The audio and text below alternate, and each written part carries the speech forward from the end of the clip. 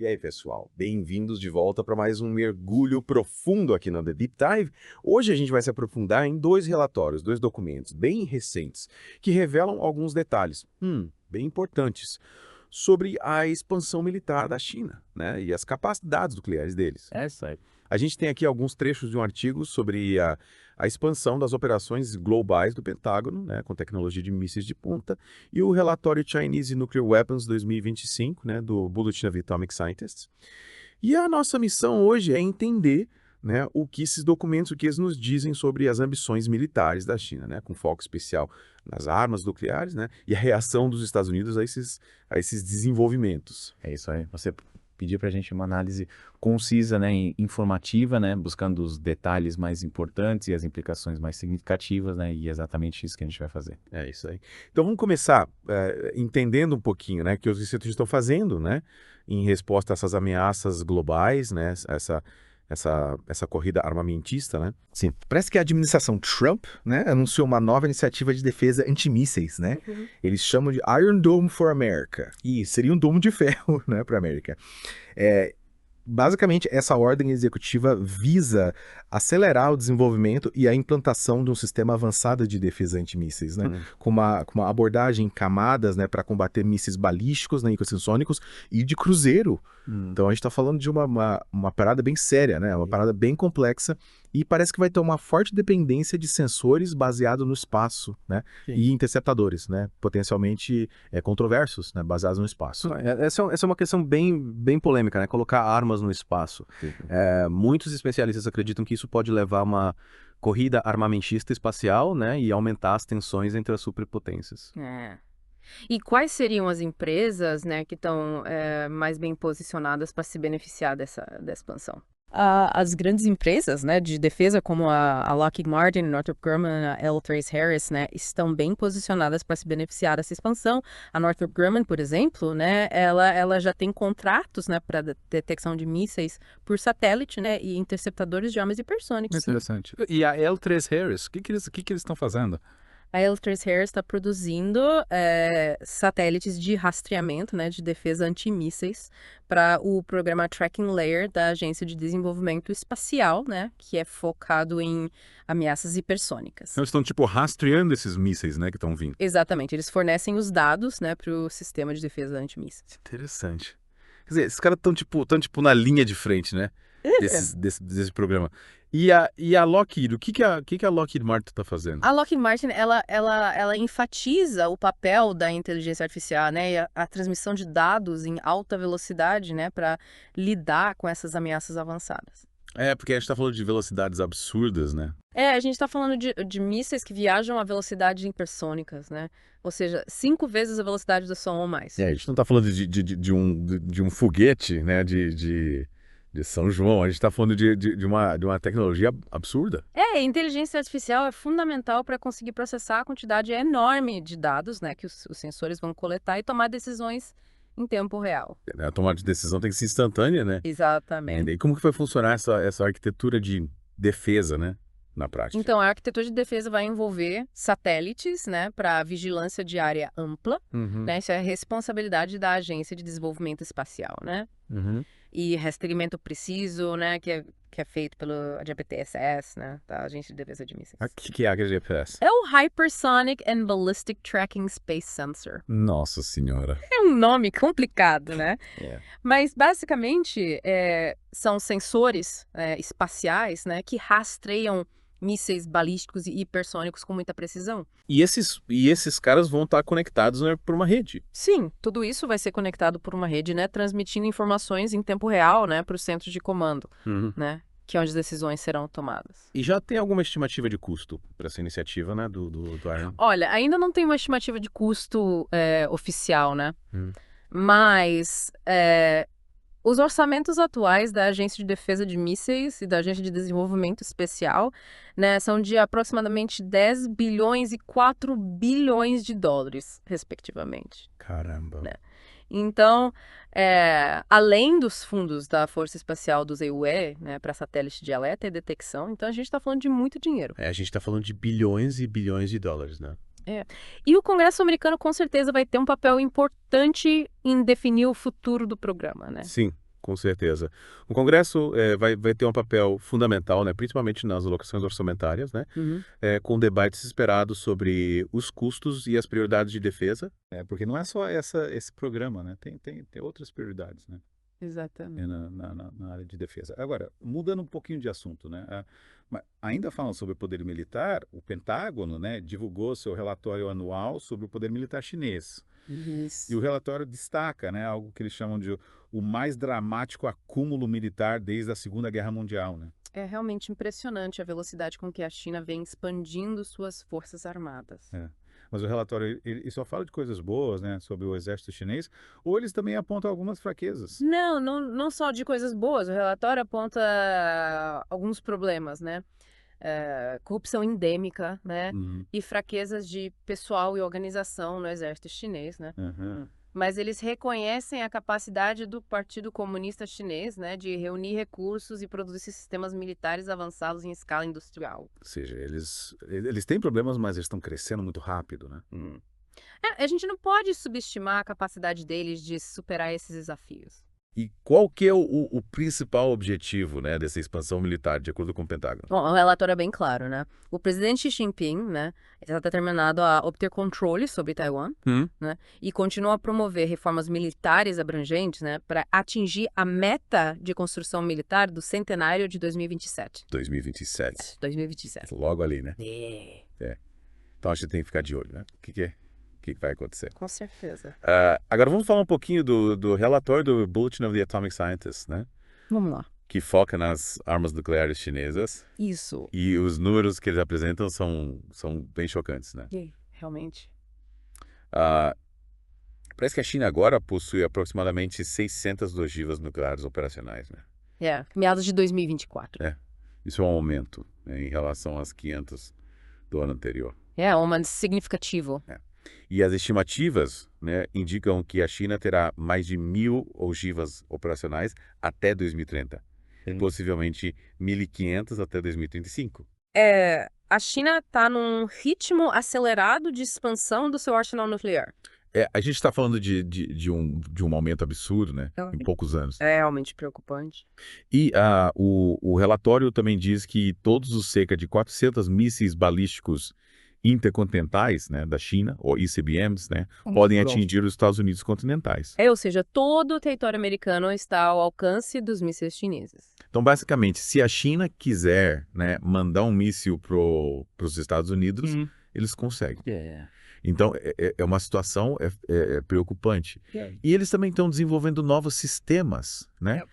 Como veículos planadores hipersônicos estratégicos, né? Isso, esses são sistemas bem sofisticados e difíceis de interceptar. Eu estava lendo aqui que esses veículos planadores hipersônicos, eles basicamente planam, né, na atmosfera superior, né? E eles podem mudar de trajetória durante o voo, né? Exatamente. Isso os torna muito difíceis de rastrear e interceptar pelo sistema de defesa antimísseis tradicionais. Imagina o míssil tá vindo, né? Assim, De repente ele dá uma guinada para a direita e depois ele dá uma guinada para a esquerda. É imprevisível. Como é que você vai interceptar um negócio desse? É um grande desafio para a defesa antimíssil. E também tem os sistemas de bombardeio orbital fracionado, né? Sim, o UFO. Esse é um sistema que coloca uma ogiva nuclear em órbita, né? E ela pode ser direcionada para um alvo a qualquer momento. Caramba. E a China já demonstrou essa capacidade em um teste em 2021. Então a gente vai falando de armamento, né? De última geração, né? A China está investindo pesado em tecnologias de ponta para modernizar seu arsenal nuclear. E a China, né? Ela também possui o principal arsenal de mísseis hipersônicos do mundo, né? Sim, eles têm uma grande variedade de mísseis hipersônicos, tanto convencionais quanto nucleares. E além disso tudo, eles também estão construindo novos silos de mísseis, né? Sim, 3 novos campos de silos, adicionando 320 silos para ICBMs de propelente sólido. Nossa. E a força de mísseis balísticos intercontinentais de propelente líquido DF-5 está sendo mais que dobrada. Caramba. Então, eles estão expandindo significativamente suas capacidades de lançar mísseis balísticos intercontinentais. Então, a China tá investindo pesado em mísseis. E qual que é a postura da China em relação ao uso dessas armas? Bom, o relatório sugere que a China está caminhando para uma postura de contra-ataque de alerta precoce. O que é isso? É similar ao lançamento alerta do ZOE, ou seja, eles estão prontos para lançar seus mísseis num curto espaço de tempo em caso de ataque. Então quer dizer que se a China detectar um ataque, né, eles já estão com o dedo no gatilho, né, É basicamente isso. para responder imediatamente. Mas a China não tem aquela política de não usar primeiro. Sim, a China oficialmente mantém a política de não usar primeiro armas nucleares. Mas essa mudança de postura, né, para o contra-ataque de alerta precoce, levanta dúvidas sobre a real flexibilidade dessa política em situações de crise. É porque se você já está pronto para retaliar imediatamente, né, quer dizer que você não tem muito tempo para pensar, né? Exato. E a China também tem submarinos nucleares, né? Sim, os submarinos de mísseis balísticos da classe JIM, tipo 09P4, realizam patrulhas de dissuasão quase contínua. Caramba. E eles são capazes de lançar o míssil balístico Jale 3, que pode atingir os EUE continentais a partir do Mar da China Meridional ou do Golfo de Bohai. Ou seja, eles têm submarinos, né, que podem lançar mísseis nucleares, né, a qualquer momento. E eles estão produzindo mais submarinos, né? Sim, a produção do tipo 094 continua e o tipo 096, que é uma versão aprimorada, deve começar a ser produzido em meados da década de 2020. Então eles estão expandindo a frota de submarinos nucleares. E o bombardeiro Haitizen, ele já consegue carregar um míssil balístico lançado do ar, né? Sim, e eles também estão desenvolvendo um bombardeiro furtivo de longo alcance White Tint. Então eles estão completando a tríade nuclear deles, né? Exatamente, mísseis terrestres, mísseis lançados de submarinos e bombardeiros. E para produzir tantas ogivas nucleares, né? A China precisa de muito material físsil, né? Sim. O que o relatório fala sobre isso? O relatório menciona que a Rússia está fornecendo combustível nuclear para os reatores reprodutores rápidos da China. E apesar de a China afirmar que esses reatores têm fins pacíficos, né? A quantidade de urânio altamente enriquecido envolvida levanta dúvidas sobre essa afirmação. É porque urânio altamente enriquecido, né, pode ser usado para fazer bombas. Exatamente. Então é meio suspeito, né? Essa colaboração entre a China e a Rússia. E o Pentágono avalia que a China provavelmente vai precisar começar a produzir seu próprio plutônio em algum momento desta década, né? Para poder suprir as necessidades do seu crescente arsenal nuclear. Então estão se preparando para ter uma produção própria, né? De plutônio. E qual que é a grande motivação por trás desse rápido acúmulo de armas nucleares pela China? Bom, o acúmulo nuclear reflete a determinação da China de ter opções militares utilizáveis em diferentes níveis de escalada, né? Especialmente em relação a Taiwan. A estratégia de contra-intervenção da China enfatiza mísseis multifacetados, né? Capazes de entregar cargas convencionais a diversos alvos. Ou seja, eles querem ter opções, né? Eles querem ter opções para responder a diferentes tipos de ameaças.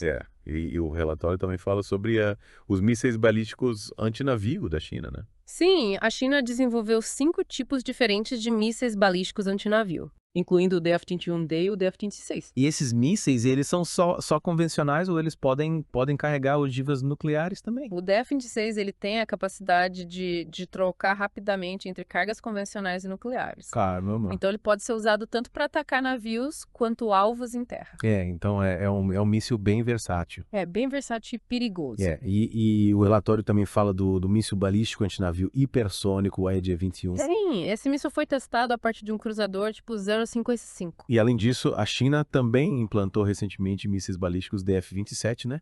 Que tem um alcance de 5.000 a 8.000 quilômetros. Esses mísseis podem atingir alvos em Guam, Alasca e Havaí. Então a China tá com um arsenal, né, de mísseis bem diversificado. Tem mísseis para todos os gostos.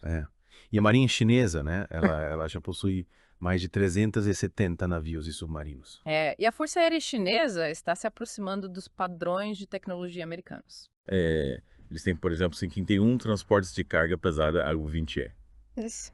Então, basicamente, a China tá expandindo suas forças armadas, né, em todas as frentes. Em terra, mar e ar. E a gente viu nesse mergulho, né, um panorama bem complexo, né?